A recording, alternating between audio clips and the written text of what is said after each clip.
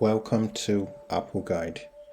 In this video tutorial, we're going to show you how to unsend an email in Mac OS Ventura.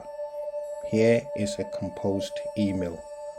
I'm going to click on send, and if you scroll down to the left corner, you can click on undo send. As you can see, the email appears again. I'm going to make changes and then click on send.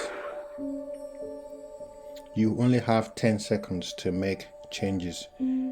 If you would like to have more time, what you need to do is go to the Mail app, click on settings, and then scroll down to undo send delay, and from here you can change the time to whichever you prefer.